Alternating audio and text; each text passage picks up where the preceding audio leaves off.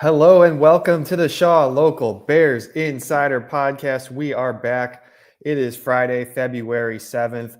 I'm Sean Hammond, Shaw Local Bears beat reporter. He's Michael Dwojak, our sports enterprise reporter extraordinaire. We had a whole episode planned. We were going to look back it's Super Bowl weekend. The season's over. We were going to look back on what worked and what didn't this year for the Bears, which I know we've kind of talked about all season long, of course, but obviously some things have changed with the news. Bears fans are well aware at this point that Virginia McCaskey died yesterday at 102 years old.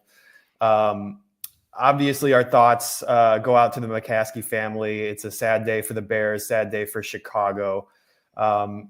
This is news that we all kind of knew was coming, but I don't know about you, Michael. It still felt like a surprise, even though obviously she's been around a long time. 102 years old. That is a long and great life, but it still felt a little surprising to me.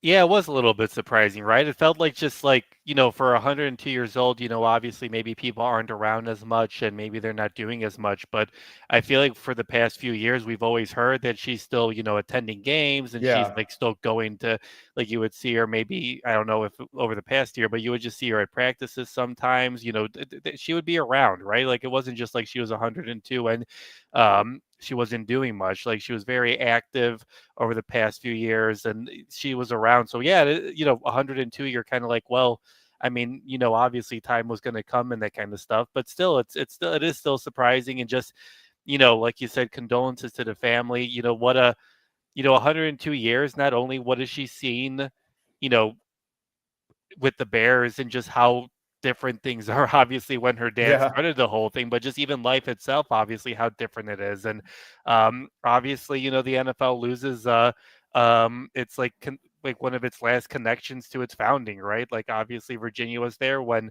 her dad started the league, when he was trying to build it up with the Maras and the Rooneys and all the different original founding members. And the NFL lost that kind of, that knowledge, that experience, the person who's been there from the beginning. And obviously it's a big loss for the Chicago area. It's a big loss for the Bears, but it's also a big loss for the NFL.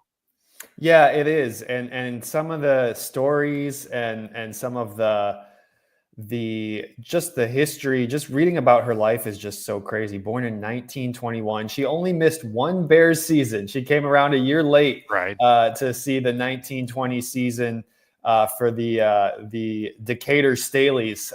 That's just wild. She was around for I think almost every Bears Packers game. She watched Red Grange when she was a 4-year-old girl. That's just crazy. She saw the She was first part of the barnstorming tour. Like she part of traveled with she Red Grange. traveled with the Bears while they were showing off Red Grange across the country. It's just crazy. Yeah. I mean, just the idea that an NFL team was doing a tour across the country to build the game and like show off its star player. Like just that idea is wild to think about. Yeah, it is crazy, right? Like back then, just the whole stories. There's a good book called The League that kind of gets into like the founders of the league if you're really interested. There's a lot of good stuff about Virginia there. But yeah, she was there from the beginning. She watched the NFL championship game in the Chicago Stadium. For those who didn't know that happened, like she was there throughout its entire history. And obviously she was, maybe thrown into the ownership a little bit sooner, or maybe she never expected it to. Obviously, I think the thinking always was that her brother would take over, and obviously he Yeah. tragically died unexpectedly in the late 70s, I believe it was, and then her dad died in 1983, and she was kind of thrust into the ownership position, right, in 1983. But even then, like, she wasn't planning it, but she still, even throughout the years, just kind of, she cared about the team. She didn't meddle. She wasn't like saying like, well, I'm going to pretend or say that I know everything. Like she just let Yeah. everyone take care of their own business, right? And that was kind of her thing where, you know, she knew what her limitations were. She knew what she was good at and what she wasn't good at. And she Hmm. let other people take care of the things that maybe she wasn't, primarily great at. But she started Bears Care. She knew the families of the players really well. Like she was like just the perfect matriarch you would want for the team, right? Yeah, Muggs, her brother, died in 1979. At that point, George Hallis, her father, was still alive for a couple more years, but he Right. was he was in his 80s. He sort of assumed that role for a few years until he died in 1983. And at that point, Virginia took over control of the team. And like you said, Michael, that was not her plan. No. She expected Muggs to be around. She expected Muggs to be the one who takes over the future of the Bears. And yeah, like you said that really well. Like she knew what she did well, and she knew. She also knew like that she was much like George has said, George McCaskey, over the years. He says he's a fan. I think she would say the same thing. Like she did not take like an outsized role, even though she was very involved from what it sounds like back in those days, in the 80s and the 90s. Obviously, we weren't around covering the team back then. The time that we have covered the team, she was not very present, but obviously she's over 100 years old. But she really was sort of like behind the scenes. Like she didn't make it about herself, which a lot of NFL owners aren't that way. We know that for a fact. Like they are very involved and they want to be the ones making the decisions. They want to be the ones who are the face of the franchise in a lot of ways.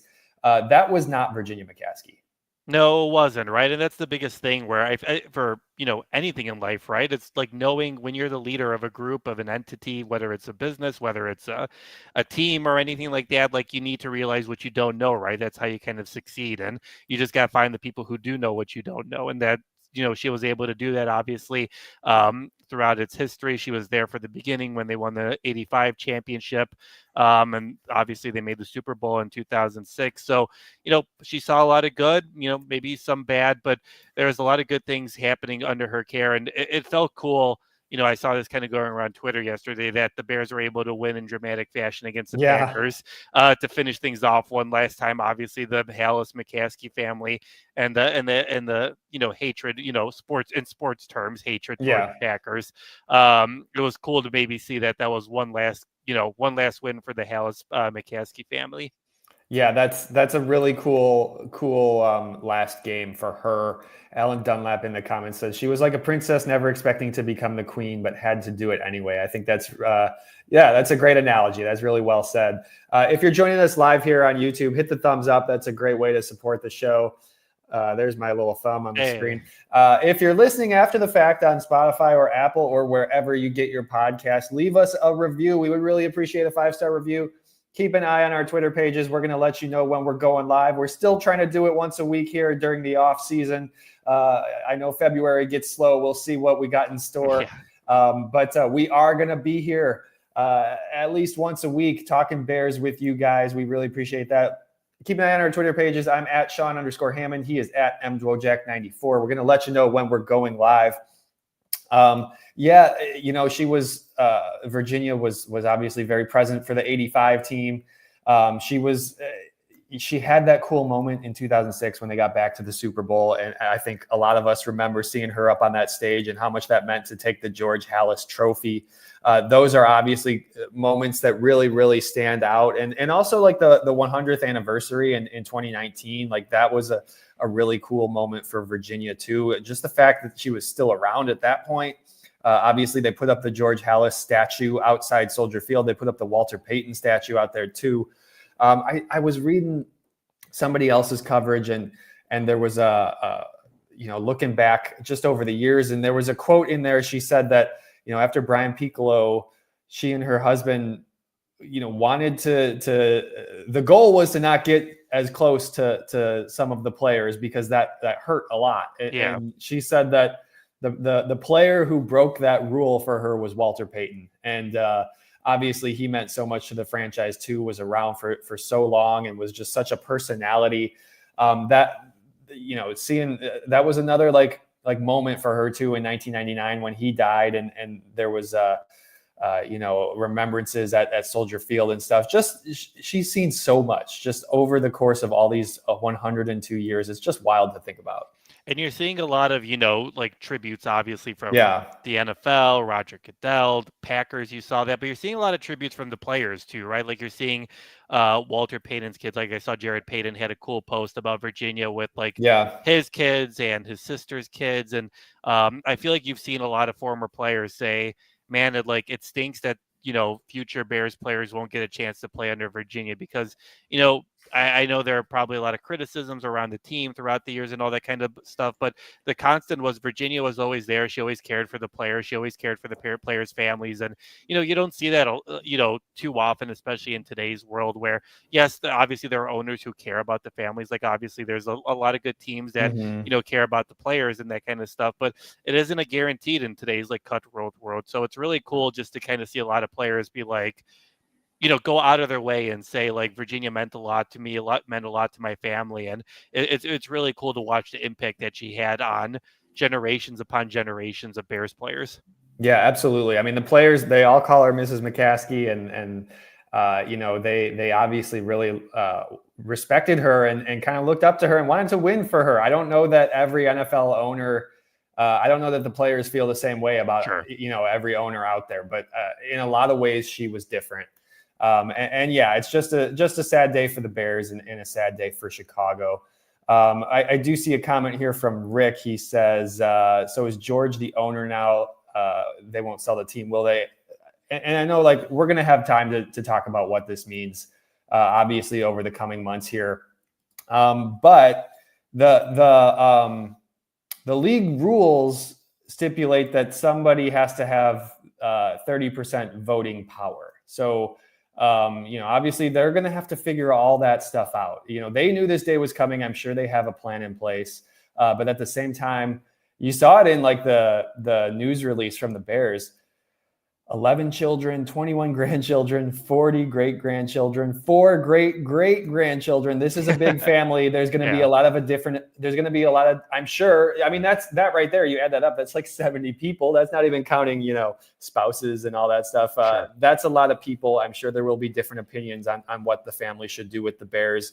We're just going to have to wait and see because we don't really know what they're thinking. Yeah, it'll be interesting because it like impacts a lot of different things, right? Like you figure the stadium plans, you would have to kind of maybe put a back seat on that, or maybe you don't. I don't know. But I do think that for the time being, I would assume everything's just going to be business as usual. I would expect that, yeah. For the off season, it's going to be, George is still the chairman, all that stuff, just kind of run business as usual. But it will be interesting to watch how over the half year, the next year or two, how that all unfolds. Obviously, there's a lot of time for that and a lot of time to talk about that in the future. But for the time being, obviously, I think it's just going to be business as usual. And then, stuff will start to come around. I know the owners' meetings are coming up. I know, obviously, there'll be some opportunities to talk to some Bears leadership and that kind of stuff over the offseason. So I guess we'll start to see things once we move a little bit past, obviously, Thursday. Yeah, we'll have a lot of time to discuss what this really means for the franchise and the future. At this point, I mean, obviously, like we said at the top, our thoughts are with the family. We know that this is a sad day for the team and for all those folks we just mentioned, all the kids and the grandchildren who lost the matriarch of the family. It's a sad moment in Bears history, and I mean it is a pivotal moment too with everything going on, stadium wise and the future of the franchise. There's a lot of big decisions coming down the line that we'll have to wait and see what some of this is going to look like. It'll be really interesting, right? And then this could go a lot of different ways. It could just stay within the family. It could obviously go somewhere else, and we'll just have to see how it goes. And I think the biggest thing is I don't think there's anyone outside of the family who I don't even know if the family truly knows what it wants to do. I'm sure it's not on the top of their mind right now, right? But obviously, I think that this can go a bunch of different ways, and we're just going to have to see how it goes here in the coming year. It was interesting too. I was reading Don Pearson wrote the obituary for the Tribune, and obviously, I don't know when that was written, or parts of it must have been written years ago. But there was a really interesting nugget in there, just talking about how her father didn't like to talk about the future. And there wasn't, back in the early '80s, like they didn't really openly discuss that, and you do wonder where she stood on that. Whether I'm sure that they have a plan in place. We'll have to see what that is in the future. But you wonder, obviously, nobody likes to talk about what's going to happen when they're gone. You wonder if Virginia welcomed those discussions or wanted to avoid it. Yeah, it is interesting. Yeah. But Anyway, our thoughts go out to the family. It's going to be a tough time for them and tough time for the Bears. We did have some other thoughts, plans that we were going to talk about. I don't know if we want to dive into that right now, Michael, if you want to sort of shift gears a little bit here and think about the football team for a little bit. I know it's a tough time for the franchise and for the McCaskey family. But we're planning to talk about some things that went well, some things that went not so well in the 2024 season for the Bears. I think maybe we should shift gears here a little bit and bring everybody's spirits up a little bit with a little football talk. Yeah, it'd be fun. It's always fun to kind of distract ourselves with X's and O's, right? And I don't know, we're talking about 2024, so I don't know how many positives there'll be, but we'll try to find some, right? Yeah, I gave us this little mandate here, not mandate. I don't know what the right word is. I said, okay, let's both pick 3 things that worked, 3 things that didn't. With the stipulation that we're not really going to focus on the coaching staff. We know what happened there. We know where Matty Reflus and the staff was at fault and maybe where they could have been better. And we know their strengths and weaknesses, but we're talking about the players and where Ryan Poles and Ben Johnson can sort of focus their attention to fix this team moving forward. So with that in mind, Michael, give me. I don't know. Do we want to start with the positive, with the negatives? Should we flip flop? Where do you want to go? Take this away. Why don't we? I'm debating. I don't know. Do we want to turn a little bit positive, or do we want to end on the positive? I don't know. Maybe we should start about what things maybe we can improve. That's how we're going to look at it. Okay, let's start there. We're looking for improvement. We're not looking at the bad. We're just looking to find how let's end on a positive note. I like this. I like this. Okay, give me one thing that didn't work. Oh boy. Okay. Where do we start? also didn't talk about this. So if we double, whatever, whatever. But I think the number one glaring thing, given what the franchise his goal was with Caleb Williams, is obviously going to be the offensive line. That was my top one as well. Yeah, I mean, that there are a bunch of other things I'm sure we'll talk about, but the top one was obviously the offensive line, because I don't feel like we got a chance to see a lot of full potential from a lot of players, right? We didn't see Caleb Williams' full potential. I personally don't think we were able to see DeAndre Swift full potential. Yeah. We weren't able to see Roma Dunze's full potential, DJ Moore's. And again, like we talked about earlier, some of that comes down to coaching. Some of that is just like, what were we thinking? What was the play calling? All that kind of stuff. But the sacks was just, and again, that was part of Caleb's problem, and that we can kind of combine that. But the thinking of that this was going to be a really good offensive line, that just didn't work. And, obviously these guys are trying and that kind of stuff. But again, you look at what you have now, I think you only have Darnell Wright that you can kind of look forward to in the future and confidently say, man, like that is someone that we can build upon, right? Like I think the Bears will likely bring back Braxton Jones because, obviously he's under contract. There's no need to get rid of him or anything like that. But I mean, did you feel confident about Braxton Jones? I mean, he was getting bull rushed for much of the season, and then you just had a revolving door around the center position. Tevin Jenkins, he fought through a lot of injuries this year, but again, he's been injury battered. And then at the other guard position, you just, you whiffed on Nate Davis, right? That didn't work. You had to cut him. You had to get rid of him. So at this point, you probably are looking for 3 starters in the offseason. Maybe 4 if you want to make it a competition, maybe with Braxton Jones and Kieran Namagaji, give Kieran a fair offseason, a chance to actually develop. Maybe that'll help him and that sort of stuff. But I mean, you're looking for a complete makeover for an offensive line that never really protected Caleb, didn't create holes for the offensive line, and was really a major reason why this offense never really got going. This was number 1 on my list of things that didn't work as well. And I think you're right. Like, I think Darnell Wright is the only sure thing going into 2025. Obviously, I think some of those guys will still be on the roster. I think Braxton will still be on the roster. I just don't know if he's going to be the starter at left tackle. Right. I think ideally you would look to upgrade as many of those other 4 spots as possible. I specifically kind of circled the interior. Look, Braxton is like a fine starter. He's like a base level starter. I feel like he's a player who has one major weakness and teams exploit it. Yes. but I kind of circled the interior just because obviously Nate Davis is gone. Tevin Jenkins looks like he's going to leave in free agency. Coleman Shelton is also a free agent. So like right there, you got to start over completely. Matt Pryor, who started a lot of games at right guard after they cut Nate, and honestly, before they cut Nate, he is also a guy who's going to be a free agent. We'll see what happens there.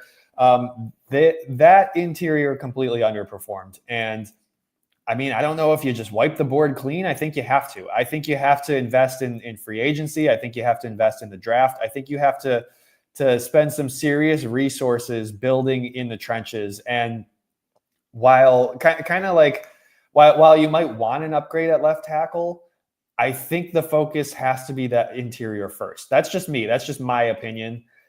Just because, like I said, like Braxton Jones can start for you. He's a viable starter. Is he your long-term answer? I don't know that. No, and I am curious to know.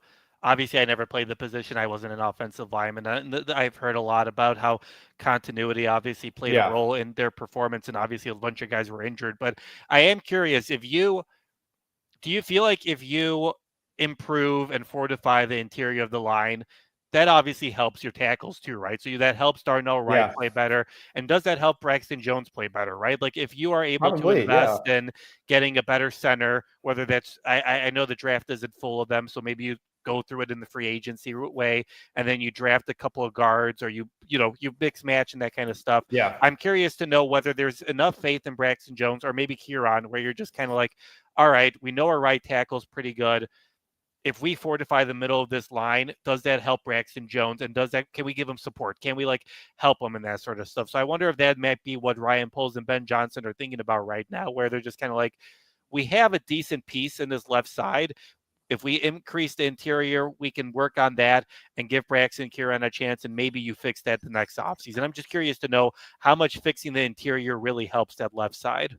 Yeah, that's a really good point. I mean, if you make the whole better, it's going to help all the individuals, I would think. Right. Rick brings up an interesting point too, that like if you wanted to spend for a left tackle, you could potentially move Braxton inside.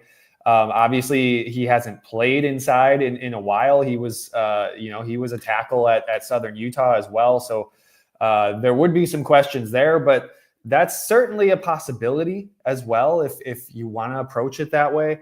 Yeah. I saw another comment. Where did it go here? From CJ. He says, "What about the kid dancing in the Speedo?" Theo Benedette was hurt all season long, but I mean, he's going to be a guy that will be around, and he's he's a tackle from Canada who, gosh, I can't remember the school now, British Columbia or some, one of those Canadian schools. I think it was there. Yeah. Who obviously is inexperienced, but he's really tall, really long. Maybe a guy that you want to keep around for a couple of years and see what happens, see how he develops. I mean, there's a lot of different ways that they can approach this. I see comments about Karan as well. Maybe he can play center. There's a million different ways to approach this. I think the Bears would want to get an experienced center in there. I think I don't know if that means bringing back Coleman Shelton. I would ideally spend a little more and get somebody who is going to be your starter for several years. I think the biggest thing you kind of go from for Ryan Poles and learning what you had the couple of years, I think you need to stop doing the projects, right? And that's not to say that guys don't deserve a chance. They shouldn't take a flyer on some people, but I think the 3-year plan now of bringing guys and believing in underrated 5th round, 6th round, 4th round guys.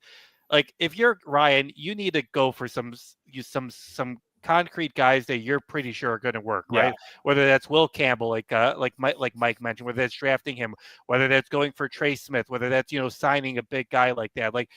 At some point, you got to stop going for the projects, and you just got to go for someone that's safe and someone that you're just kind of like, this guy has done it, or this guy is highly graded and he did it at a high power 4 conference for an SEC team or a Big Ten team.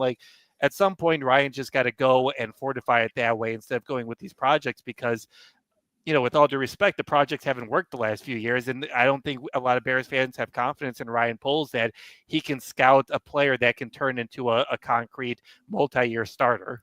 I'm okay with taking projects. I just don't want to be doing it in the third round of the draft. Right. I'm okay with taking a flyer on a Braxton Jones in the fifth round. I'm okay with taking a guy in the sixth round, whatever. Yeah.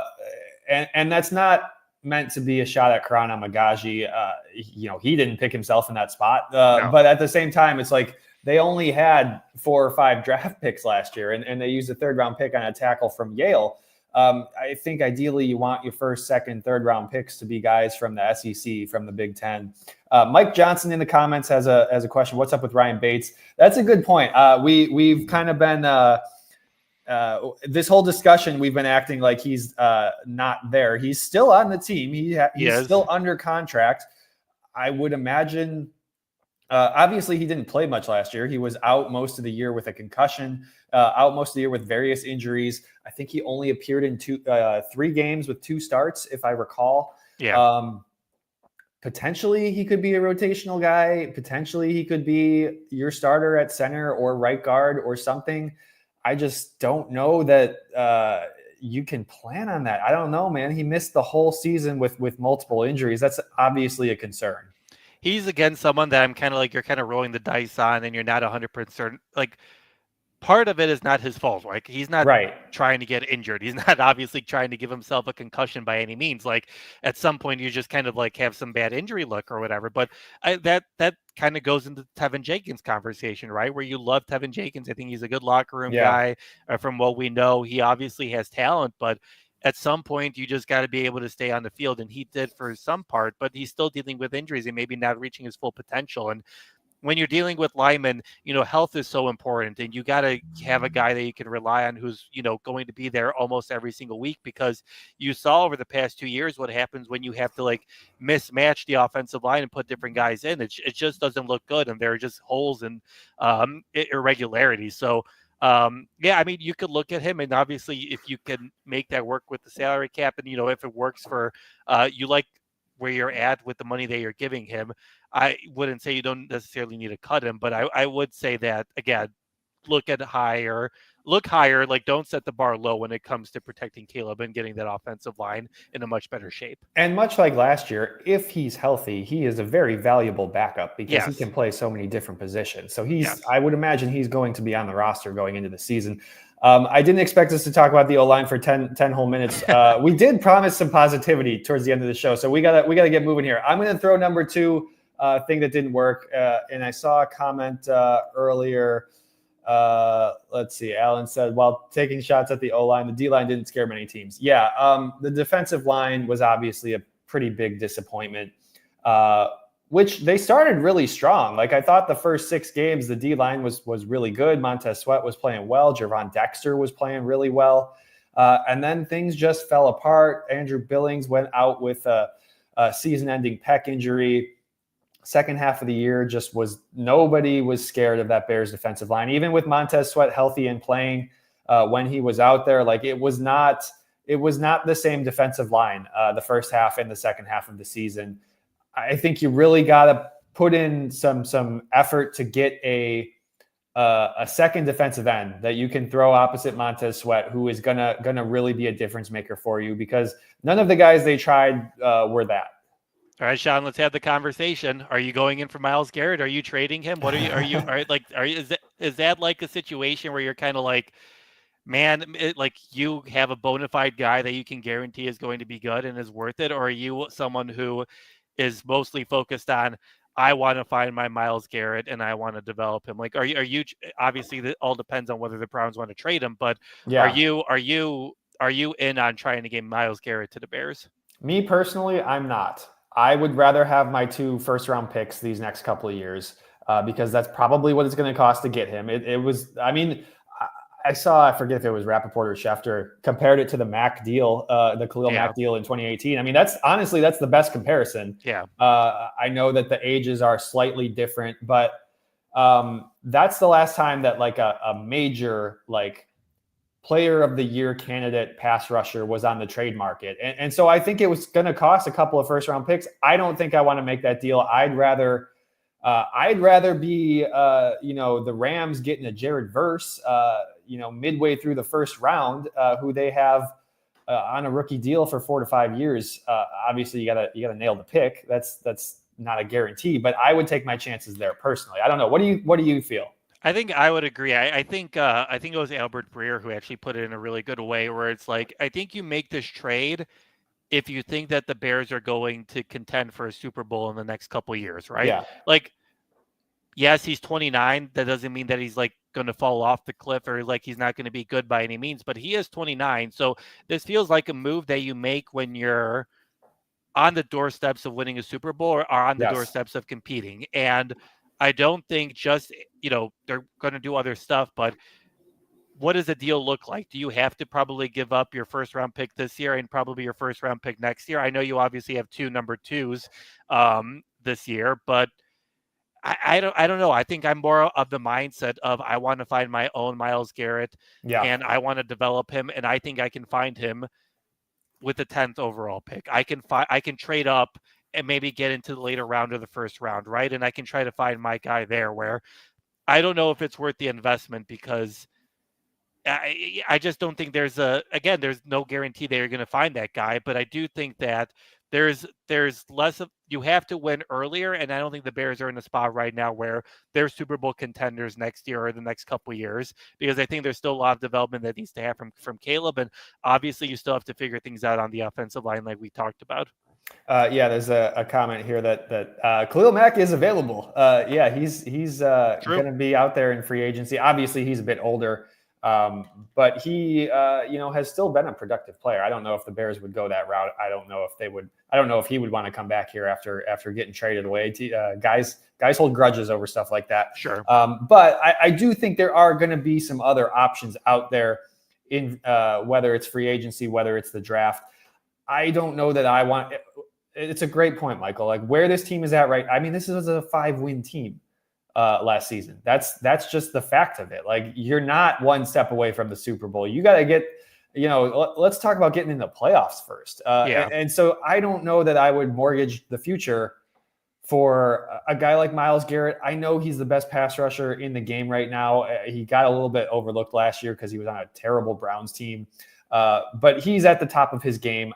I just feel like him as well, like at least based on the statements he made and the interviews he did this week, like he wants to go to a team that's going to compete. And I don't know if he would want to come to the Bears either. Now, obviously, he might not, have a whole lot of choice on where he goes. Yeah, I don't think he has a no trade clause or anything like that. But it's interesting, right? Because you also have to want to go there, and we don't know if he'll want to go there, but I see a lot of guys saying, Sweat from the Eagles, he can be good. That's someone that I would look at. And it, like I've seen someone else said it. It is a deep. Mike Johnson said it is a deep draft, right? Like it's going to be a good defensive line draft, and I think you can make some hay there. You can find some guys that maybe some people are overlooking, or maybe they just fall to you in the second round. And I think there's a good opportunity to do that. And again, you can develop, right? You don't have to make this a quick thing. You can have them for 5 years on their rookie contract, and you can benefit from that with having them a young nucleus of Caleb Williams and Rome Odunze and those types of guys, right? And, Austin Booker obviously didn't do much this year, but he could take a major. I think we knew last year at this time, we knew when they drafted him that he wasn't going to be an impact guy. He was going to need a year to develop, right? So he could take that big step over the offseason and he could develop. And I think we liked a little bit of what we saw from Gervon Dexter. Obviously, we want to see it on a more consistent basis, but there are pieces there. I think you could add to it through the draft. And I don't know if you necessarily need to give up, huge draft capital to get Myles Garrett. I think Austin Booker is going to come back 15 pounds heavier in August and be a different player. I just don't think that you can do that. You can't make those types of gains during the season when you're, especially during training camp, when you're burning 3,000 calories a day or whatever. It's just too much work. I think he's going to come back and be a different player. Now, I don't know if that's going to lead to results. Obviously, that's what the Bears are hoping. Sure. We're going to have to wait and see on that. I really liked Gervon, especially early in the season. I think that there's really high ceiling there still. I still believe that. I think when Billings went out, that there was no he lost his partner, so to Yeah. speak, and that really hurt his production. He had 5.5 sacks, I think, on the season, and most of those, or at least like 5, almost all those, I think, were in the first half of the season when Billings was playing. Michael, you got one more thing that didn't work for us that you want to bring up here? I'm debating whether let's talk about this one because I feel like this one's pretty good just based on the Ben Johnson conversation. Running the ball was not good for this Bears team. They finished 25th, ranked in, they had 1734 total rushing yards. They had 102 rushing yards per game. Swift led the team with 959. He had 6 touchdowns. Caleb was second on the team with 489. He didn't have a touchdown, which is kind of surprising because I thought they would try to use him more on that. But, this comes a year after. It didn't feel like he had that many rushing yards when you say that. Well, I feel like a lot of them also were. How many were designed runs, right? Like I feel like a lot of them were probably scrambles. He was running around. It is weird looking at the 0 touchdowns. I would have thought that he would have scrambled in for at least 1 or something like that. But that's very surprising. But the year before in 2023, they had just a yard shy of 2,400 yards. They're averaging 141 per game. Both of those were second in the league. Obviously, Justin Fields led the team in rushing with 657 yards. He had 4 touchdowns. Khalil Herbert, who the Bears didn't think that he could do anything for this team, he was 6'11 with 2. Deontay Foreman, Roshan Johnson. Each of those guys had more than 300 yards. And the Bears only had 2 guys who had more than 200 yards, which is crazy. And part of that had to do, obviously, with the play calling. Some of that had to do with the offensive line. But some of that also just kind of felt like, just the decisions that were being made by the rushers weren't great, right? Like sometimes you would see DeAndre Swift running into people instead of like trying to avoid them. And I know he had some really good runs that were touchdown runs, and a lot of it has to do with what space you have in front of you. But it didn't really feel like the running game really got going. And I'm really interested to see, based on, when Ben Johnson took over with the Lions, DeAndre Swift with the Lions, and then he left, obviously. So I'm really interested to see what is that going to look like based on the performances that we saw last year. They traded him, and then I can't remember the exact what came first, but they, essentially they added Jahmyr Gibbs and David Montgomery and traded DeAndre Swift. And I see a comment here from Mike Johnson who said, did the Bears have a chance to sign Barkley or Henry? Talking about free agency last year. I mean, on Hard Knocks, on the Giants Hard Knocks, Joe Shane was saying that the Bears were pushing up the price for Saquon. And Saquon Barkley this week at the Super Bowl said the Bears were right there. Like, I don't know what that means. They were making a push. Nice. Yeah, they were making a push. Like, it seems like he always wanted to go to the Eagles. I don't think it was like that close, but to me, that kind of sounds like Saquon used the Bears to push up the price. But right, yeah. But that's they offered. They were in there, but so that means that they were serious about it, at least to a point. Right. And so like they clearly were in the market for a free agent running back. And they wound up signing DeAndre Swift. I do wonder, like, with the coaching change, was Swift a guy that Flus really wanted? In a lot of ways, it feels like that could be the case to me. That's just kind of going off going off what we knew about Matt Eberflus and the type of team he wanted to have. I do wonder if Swift is really going to fit what Ben Johnson wants to do long term, but also whether you move on from him this year or next year, like, he doesn't have to be your long-term answer. He's under contract for 2 more years.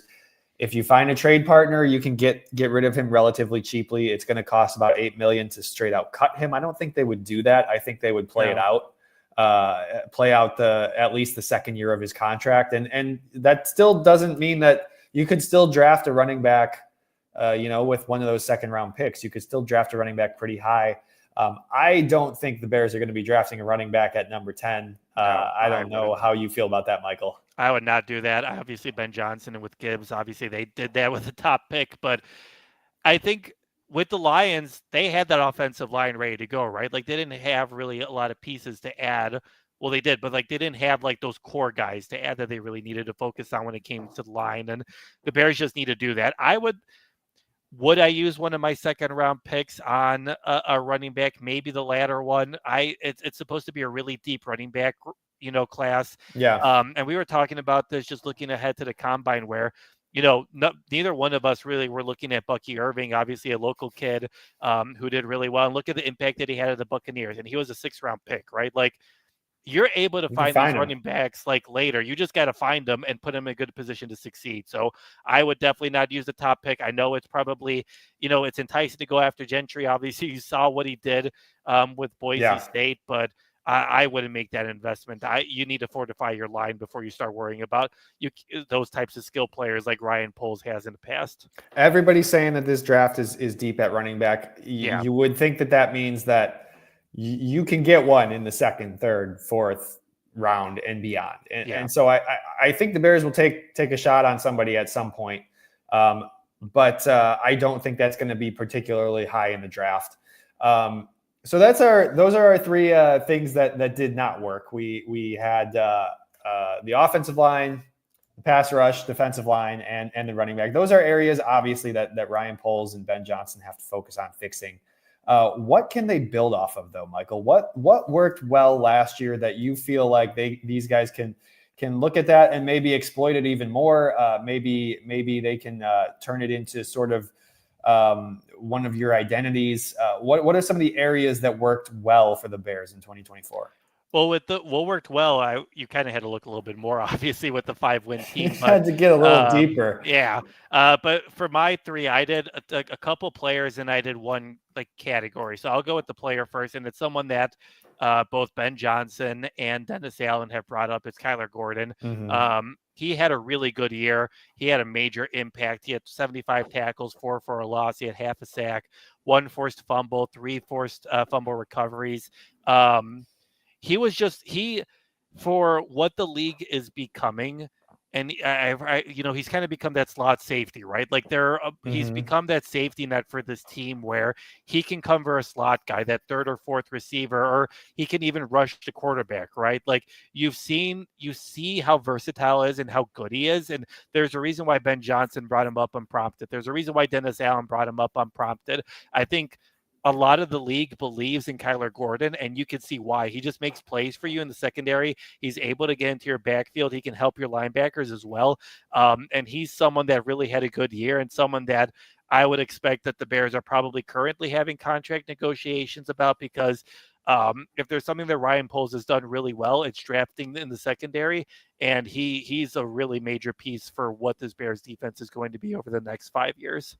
It's hard to find a really good nickel. Yeah. It's hard. Like it's such a unique position. You have to be able to play in pass coverage. You have to be able, you can't be a liability in the run game. Like you have to be able to tackle too. And that's hard to find. And that's, I agree. I feel like the Bears, especially how much those guys are talking about him, or at least they both mentioned him.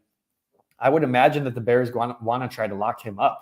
As quickly as they can. A nickel corner, I'd have to look at the numbers, isn't going to cost you the same as say a Jalen Johnson contract. No, probably not. But so it's not like it's gonna be a big hit on your salary cap. But I do think you would want to try to, if they like him that much, I think they want to lock him up as soon as they can. I'll expand it and say that whole secondary. I know Jaquan Brisker missed a lot of time, but Jalen Johnson was rock solid this year. Yeah. You can build off what those. Kevin Byard's going to be back. He signed a 2-year deal last year, so he's got another year on his contract. If Jaquan's healthy, I think you just really like that whole group you have. You got Tyreek and Terrell still kind of fighting it out for that other spot on opposite Jalen Johnson. I think you can really build off that. And I mean, you don't necessarily even need to add anybody. You just have those guys keep playing together. Did some things Tyreek did this season concern you? Yeah, of course. We don't have to dive into that. That we can have a whole show on that. But I think overall you have a lot of pieces back there that's going to make a really strong secondary. Yeah, I'm not worried about that secondary. Even if you want to look at the linebackers, I'm fine with what they have. TJ Edwards had a really great year too. He was someone else that I was gonna mention. But I had him on my list too. But that back half of the defense, I think you can leave it the same and let Dennis Allen go to work, and I think it'll be fine. Like I think you got a lot of great stuff back there. You want to hopefully Brisker is able to get healthy. with him, I don't know how you want to approach that. Obviously, there's a human element of that, but there's also like the financial element. You want to make a commitment to him, so maybe you kind of see how that unfolds. But I think you like what you have in the secondary, and you just kind of keep it the way it is, because that wasn't really a problem for this team at all last year. No, it wasn't. Okay, the next thing that worked, I'm going Caleb Williams. I'm going with the quarterback. I think there's a lot to build off of. I think obviously the scheme and the system didn't always help him. The play calling wasn't always great at certain stretches of the season. But I mean, you saw glimpses. You saw some of the throws that he made, his mobility in the pocket. The sacks are a concern. You can include the offensive line in that. I feel like you can't really have one without the other. But I think that there's a lot. Obviously, Ben Johnson saw a lot to like, or he wouldn't be here. He said that in his opening press conference. I think that you need to get on the same page with your play caller. Ben Johnson talked about that so much, just how important it is. Like the quarterback has to be an extension of the play caller. And that's like that's not something we ever heard as under Matt Eberflus. You know, that was like a novel concept here in Chicago, that those guys should be thinking the same way, that essentially the quarterback is an extra coach out there. And that's not really something we would ever hear Matt Eberflus say. No. And I think the biggest thing with Caleb is, given everything he dealt with, the coaching change, the multiple play callers, all the different things, he still made it look respectable, right? Like, obviously there are things we can look into his game, obviously holding on to the ball a little bit too long, taking sacks, and any rookie is going to learn from those mistakes, right? Like, but you saw him make incredible throws where you were like, how did he fit that into that tight window? How does he able to, find, escape from that and then hit DeAndre Swift mid-stride? Like, he was able to make a lot of big plays, and I think he did as much as he could have with that offensive line and with the play calling. Did he miss some wide open throws, deep passes? Yes, he did. And I'm sure he's going to evaluate that. He's going to look at his footwork. I'm sure Ben Johnson's already getting on him and being like, this footwork wasn't great, or like, what's wrong with the timing here? We need to get that straightened out. Like, he already said, like, they're all right on top of it. But given everything that Caleb had to deal with as a rookie, being the number 1 overall pick, I think he handled it as best as you could have. And I think, everyone wants to do the redraft of the class already. Everyone's going through the whole thing about, is Caleb the 4th best quarterback? I'm not. I think the Bears would take Caleb over, number one I think overall. They'd do it again. And I think I would do it too. Jaden Daniels had a great season, and I think he's going to be a great quarterback. I don't think that means that Caleb was the wrong choice. They can both be great. That could be an outcome. There is a world where other quarterbacks are allowed to also be good. Did you see the voting for Rookie of the Year last night, Michael? I didn't see the tallies. Well, I know obviously Jaden Daniels won. I'm going to put you on the spot here. Where do you think Caleb Williams finished? With Rookie of the Year for offense, I would probably say like 5th, 6th. Did he get votes? He finished 10th. He got 2 5th-place votes. Those were the only votes that what was the ranking? So Jaden Daniels ran away with this, which is no surprise. Sure. Brock Bowers was 2nd, also no surprise. Yeah. 3rd, Bo Nix. 4th, Brian Thomas. 5th, Malik Neighbors. 6th, your guy, Bucky Irving. 7th, Drake May. 8th, Joe Alt. 9th, Ladd McConkey. 10th, Caleb Williams. To me, that's insane. Yeah, that is insane. That's insane. Imagine no offense to any of those guys. No, yeah. Imagine a year ago if we said Bucky Irving was going to be ranked 4 spots higher or whatever it was than Caleb Williams. We'd be like, no way. Like, I'll bet you my house. 20 touchdowns with 6 interceptions. He finished 27 yards shy of Jaden Daniels' passing yards. It's all narrative. I mean, it's just the fact that he was on a 5-win football team. Yeah, and that obviously plays a role. Obviously, like he was the leader of that team, right? But I can't really put that much on Caleb. And obviously, maybe that becomes a new thing for him. Maybe that becomes a new home screen for him, the ranking of the top guys, and he's like number 10 highlighted. Maybe that's something, but that's surprising. Like, you're not surprised that Brock Bowers was higher than him. You're not surprised that what's his face? Malik Neighbors was better than him. Malik But Neighbors. Brian man, Thomas had a great Brian season. Thomas had a great season too. But man, down to 10. That's And you no gotta, offense to Joe Alt and Lad McConkey. Great yeah, additions for sure. the Chargers. Drake May, really? Drake May finished with 3 third-place votes for a total of 9 points. Interesting. Yeah. Well, that's going to be motivation, I'm sure. Yeah. Let me tell you. That was an interesting one. Michael, we got time for one more here. We do got to get going here, but one more thing that worked that we can that the Bears can build off here. Part of this kind of goes with what we were talking about with the quarterback, but the Bears' overall turnover margin was really good. Actually, they ended up being plus quick math +8 on the turnover margin. They got 24 takeaways, 11 interceptions, 13 fumbles. They only had 7 interceptions and 9 fumbles. Usually, when you see that type of positive, takeaway, that's a playoff team. Yeah. You look at the other teams that are in that margin; all of them are in the playoffs except the Bears, and I think that again goes into Caleb. And, we like to give Matt Eberflus a hard time, but the Bears did take the ball away, and they held on to it, sometimes a little bit too long. Sometimes it led to sacks. And some, you can make the argument of whether a sack is almost as bad as a turnover, whether that kind of hurts your momentum and hits your team. But they were in the positive in that game by a wide margin, and I think that bodes well for building upon the future of this team, right? Like, you want to have a quarterback who's not just going to throw interceptions. You want to have a defense that can create turnovers, and you have the foundation for that. You absolutely do. You have the foundation. You want to cut back on the sacks for sure. But Caleb, and he in college too, did a great job taking care of the football. Yeah. I think this defense is I know it looked bad the last 7-8 games or whatever, but they're not that far away from being a really good defense. I think they were a really good defense the first couple weeks of the season in 2024, and then things kind of fell apart. I think that they can still create turnovers. I think, the fact that they really don't have to change their scheme a whole lot is going to help those guys a lot. And you find some extra pass rush help. You're going to be feeling really good about the Bears defense going into 2025. I like that one, Michael. I mean, that's good football teams win the turnover margin. And you got to think if the Bears keep that up, the wins are going to come.